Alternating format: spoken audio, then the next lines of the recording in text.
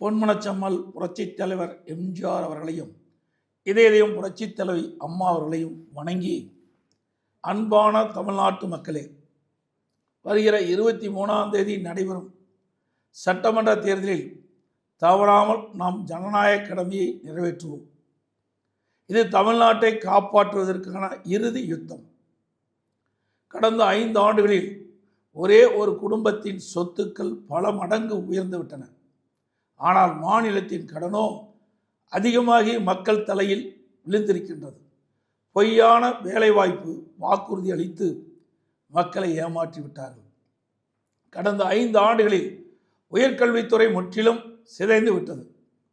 பெண்களுக்கு எங்குமே பாதுகாப்பு இல்லாத சூழல் நிலவுகிறது. போதை மற்றும் வன்முறை காடாக மாறிவிட்டது.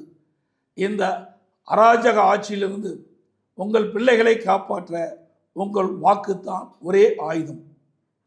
ஒரு குடும்பம் மற்றும் அராஜக ஆட்சிக்கு முற்றுப்புள்ளி வைத்து மக்கள் நலன் காக்கும் குற்றமற்ற சிறப்பான பாதுகாப்பான தமிழ்நாட்டை அனைத்து இந்திய அண்ணா திராவிட முன்னேற்றங்களால் மட்டும் தர முடியும். காவிரி டெல்டாவை பாதுகாக்கப்பட்ட வேளாண் மண்டலமாக அறிவித்து விவசாயிகளை காத்த அரசு நமது அனைத்து இந்திய அண்ணா திராவிட முன்னேற்ற கழக அரசு. ஒரே ஆண்டில் 11 புதிய அரசு மருத்துவக் கல்லூரிகளை கொண்டு வந்து சரித்திரம் படைத்தோம் நம்முடைய அரசாங்கம். மாணவர்களின் கல்வி மேம்பட விலையில்லா மடிக்கணினிகளை வழங்கியதும் நமது அரசு.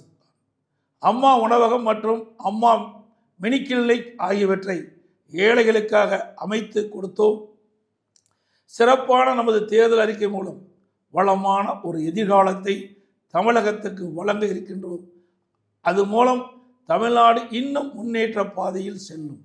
அனைத்து இந்திய அண்ணா திராவிட முன்னேற்ற கழக தலைமையிலான தேசிய ஜனநாயக கூட்டணி அதிக வாக்குகளை பெற்று அமோக வெற்றி பெறவும், அனைத்து இந்திய அண்ணா திராவிட முன்னேற்ற கழகம் தனி பெரும்பான்மையோடு வெற்றி பெற்று ஆட்சி அமைக்கவும், தேசிய ஜனநாயக கூட்டணியில் அங்கம் வைக்கின்ற கட்சியுடைய சின்னங்களான இரட்டை இலை சின்னம், தாமரை சின்னம், மாம்பழ சின்னம், குக்கர் சின்னங்களில் பெருவாரியான வாக்குகள் அளித்து வெற்றி பெற செய்யுமாறு அன்புடன் கேட்டுக்கொள்கின்றேன். நன்றி, வணக்கம்.